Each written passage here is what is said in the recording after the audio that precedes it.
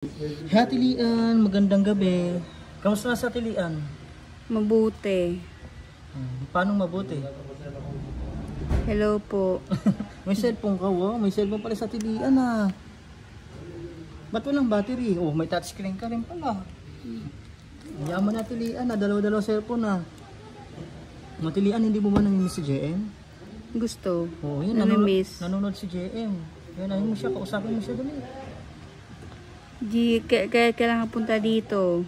Kaya sa mga taga Southville po, no, ito na po yung update natin kay Atilian. Opo. Hindi po kayo mga taga Southville kung hindi nyo kilala sa Atilian, no. Yan si mother mo. Batiin mo si mother mo. Kailangan punta dito. Namimiss mo na ba sa Southville? Oo. Ayan, minsan papasyal tayo doon, no. Ay, pumasyal ka na ata doon eh. Hindi pa. Ay, hindi pa? Malay mo sa isang araw o kasi makalawa makapasyal tayo doon, no.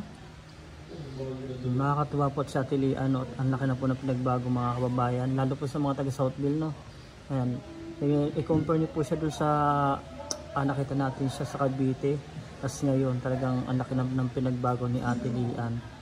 At sana no, tuloy-tuloy ng pagaling Atilian, no. Nagtitik na rin po ito ng gamot sa Atilian, no. At every month may check up po ito sila. At ang alam ko bukas may check up po ulit sila, no. Kasama na po si Durayday. Lian, batiin mo yung mga taga Southville. Namimiss ka na nila. Oo, kumusta? Sino ba yung namimiss mo sa Southville? Si Ate Candy. Ate Candy ng sa Talipapa? Candy, oo. Ate Candy ng sa Talipapa. No, si ano ba yun? Ano apelido nun? Opo, yung kasi po may tindahan dun sa Creek, yung nagtitinda po ng gulay. Mabait po yun. At doon rin po kami nabili ng gulay kay Ate Candy yan. Shoutout po kay Ate Candy dyan sa Talipapa. Ayan. Sino pa? Sino pa yung mga taga Southville kilala mo?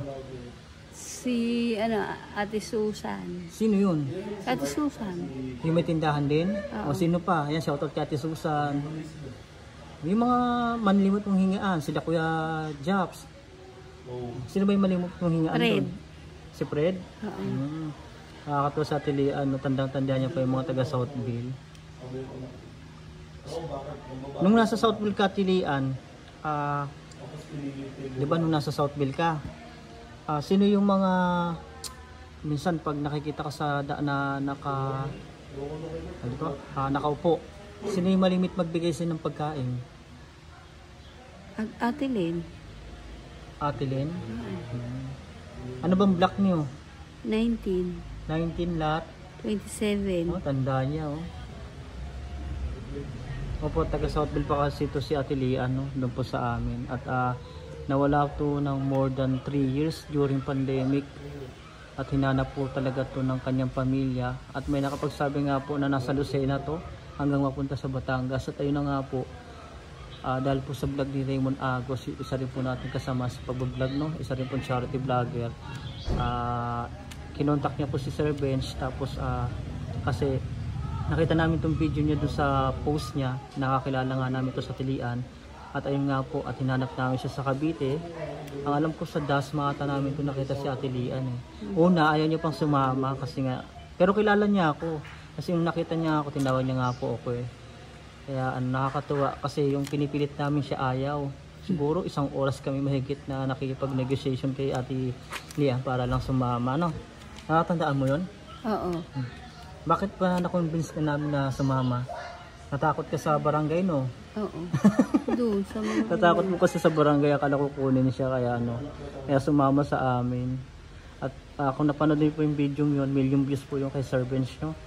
At nag-viral po talaga sa kanya si Lian. At nakakatuwa kasi more than 3 years yan natagpuan uli ng kanyang pamilya si Ate Lian. At talagang nakakatuwa dahil yung anak niya rin po nag-PM po kay Sir Bench na sana matulungan yung mama niya kasi walang-wala din po talaga, nag-aaral pa yung bata. At hirap din po talaga sa hirap ng kanyang pamilya. Lalo po yung kanyang mother is matanda na, no? Nagtitinda lang ng sampagita, tama ba ako? Wala, hindi. Ay, sampagita mali pala. Ano ba yung tinitindya? Libares. Oo, yan po. At wala naman pong kakayanan. Kaya po nag-decide si Sir Bench na kunin na lang si Atilian at mapunta dito sa shelter, no? At ito na nga po. Ilang buwan ka na ba dito? Ewan ko. Hindi mo tanda?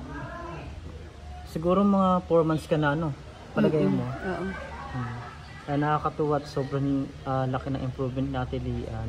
Yan sa mga taga Southville, no? Yan, hindi nyo po kilala sa Ate Lian pag hindi kayo taga Southville, no? O, pag napanood nyo po ito, comment po kayo kung ano yung mga memories na naalala nyo kay Ate Lian, no? Yan, at ito pong update natin kay Ate Lian. Yan, and pa-share po ng ating video mga kababayan at huwag nyo pong skip yung ads. And God bless po. Ate Lian, babay na. Bye. Babay na po. Ayun lang.